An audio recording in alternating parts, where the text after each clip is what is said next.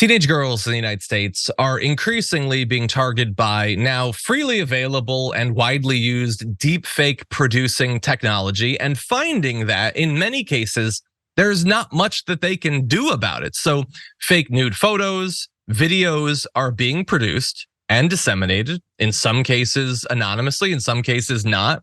And both states, the federal government, and schools are struggling with trying to figure out what they're supposed to do about this, because the laws on the books don't actually protect the victims of this sort of crime. Apparently at New Jersey's Westfield High School, more than 30 girls learned on the 20th of October that they had been depicted in explicit AI manipulated images. One, Francesca Manni, said, "I didn't know how complex and scary AI technology is. I was shocked because me and the other girls were betrayed by our classmates, which means it could happen to anyone, by anyone."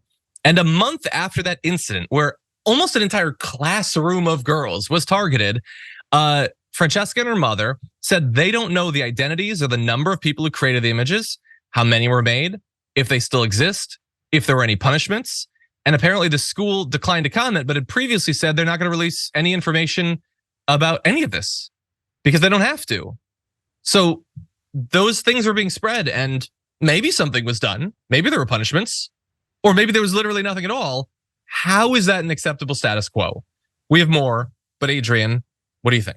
That is a fantastic question, and completely and totally a logical one. The fact is that we deserve to know as members of society that these actual crimes are really being rectified. And it's unfortunate that they can't actually be official crimes because our society, in terms of our legislature, has not moved quickly enough to really actually foresee these crimes that would come down the pike. And I don't know why, other than the fact that they are primarily going to impact women and girls, just like the situation is here. Like, this is something that I had given an opinion piece in my work for Straight Arrow News on 8-9 months ago, forecasting the fact that there would be these deepfake nudes that would be tragic for these young girls and women, and also that would always exist on the internet in some form, which would cripple their ability to get jobs, to have access to a good life with economic independence.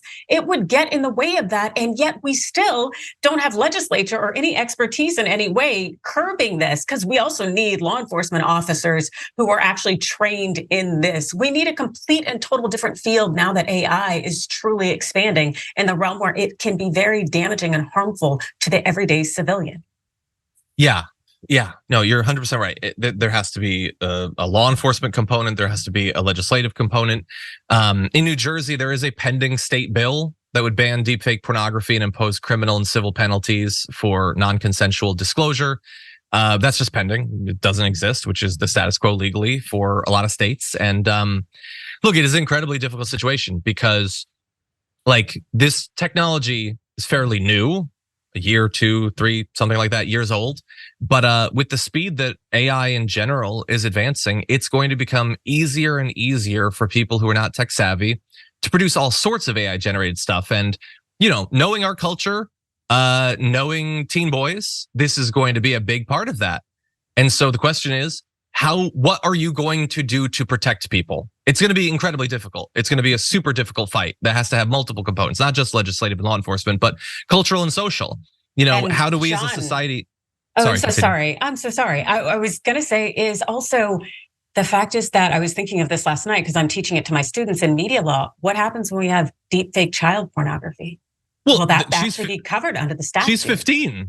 Yeah. That girl at least is 15 years old. So arguably that's already what it is. Yeah, there you go. And yeah, I don't even know if that's covered under the federal statute right now based on how it's written. So what are we going to do as a society? Because there's a thought that since this is something created that isn't truly real, that it's just a thought crime, how are we going to approach this? This should have been thought about by legislature months ago. You have to think like a 100%. Criminal.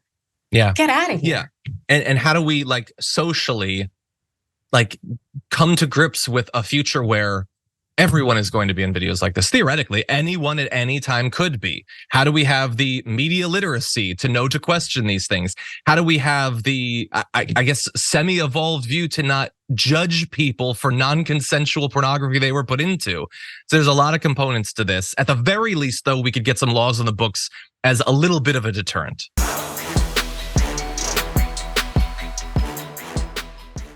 Check out the Damage Report podcast each day, wherever you get your podcasts, whether Pocket Casts or Stitcher or iTunes. You can join me as I give you the news and stories you want, with a range of co-hosts and interview guests jumping in on the fun each day. Again, that's the Damage Report, wherever you get your podcasts. And if you get them at iTunes, don't forget to rate and review. Sometimes I'll read them live on the show.